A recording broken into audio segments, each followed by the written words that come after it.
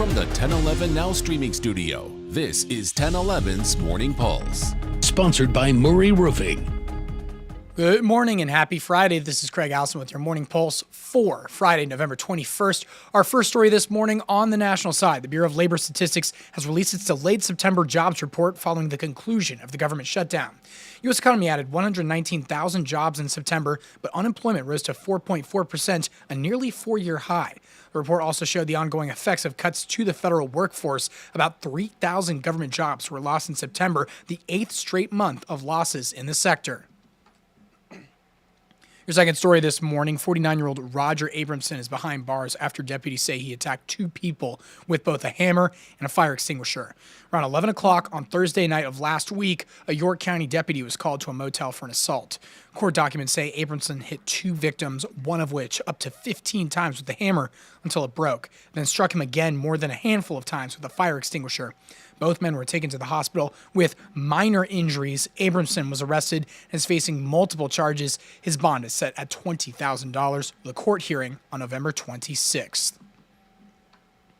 Your third story, a new initiative was launched by Respect Nebraska Voters, a voters' rights coalition aiming to make it harder for state lawmakers to override or change voter-passed laws. This comes on the heels of measures like medical cannabis and minimum wage being tinkered with by legislators after getting the green light from voters. It would change the number of state lawmakers required to overturn or alter other past initiatives. Currently, you only need 2/3. This would expand it to 4/5. To get on the 2026 ballot, the coalition will need to collect signatures from 10% of Nebraska voters by July.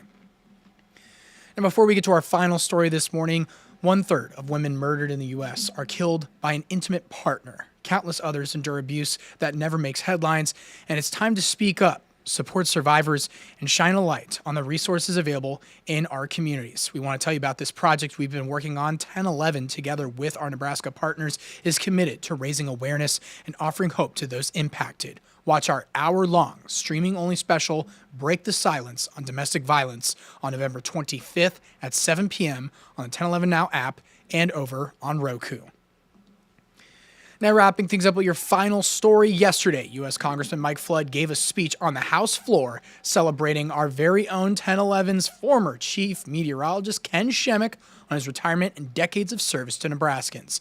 Ken retired at the end of October after 44 years with us here. Flood also added that Ken's legacy of excellence and dedication will continue to inspire future generations of broadcasters across the state. Certainly deserving for the man with his name on our studio. You can see it right there. Well, that's going to be our morning pulse for your Friday morning. And I'm sorry, Ken, 7-day forecast is calling for lots of rain today, so grab the rain jacket.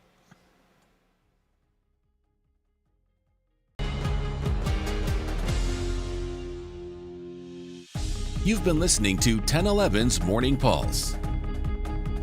Watch, listen, stream on the 1011 Now app, on YouTube, or wherever you get your podcasts. Sponsored by Murray Roofing.